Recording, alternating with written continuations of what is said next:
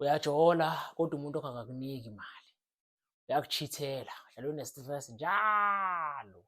Nalahlana nabuyelana nalahlana nabuyelana ngazo umdlalo. Soze ukhathele nawe uwe.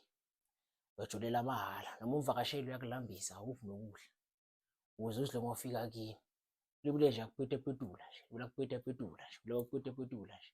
Kodwa akakubheji. Sowukhathele ukudliwa mahhala. Ngithi ine-lifetime solution-ke nayi. Uyawathatha nje kanje, yabona amafutha lawa. Uyawathatha nje kanje. Uwagcobisela phambili ekhikhini lakho kanje. Uwagcobisela phambili, wozolala naye, uwagcobisela phambili, uwagcobisela phambili, uwagcobisela phambili. Bese uyahamba uyolala naye. Hawu, uyosebenza kunika allowance uma ngabe angakuniki, uyozwa ngawe, uyobheka wena uyi-one, uyolala nawe uyi-one, uzobeka bonke labanye bomakhwapheni ezwe wena uyi-one. Uyobhongiswa kwenkomo mangaphezu kwakho.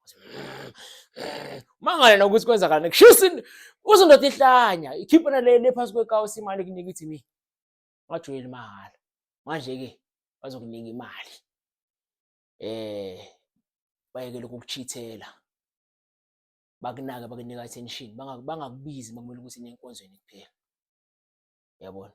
Manje-ke la mkhonto bezizizeke kanganasixazululo. Usinto ibe inkinga kusho ukuthi nesixazululo. Akulona idliso leli, akusidliso. Ngeke umdlisa, umdlisi. Wenza nje ukuthi ushiswe wena, uzilungisa wena njengentombazana. Akuzwe wena. Akuzwe wena njengentombazana. Bhokisa onkomo makaleli nawo. Yabona? Akuzwe wena njengentombazana. Yabona? Akuzwe. Akunike nemali. Akulalele uma ukhuluma naye. Angigijimisa abangani akushiye endlini. Usuvakashile bakushiye endlini hambe ebanganini umuntu. Akuzwe uma ukhuluma naye. Yabona? Akubona ukubaluleka kwakho. Ngazibhayizisi thatha.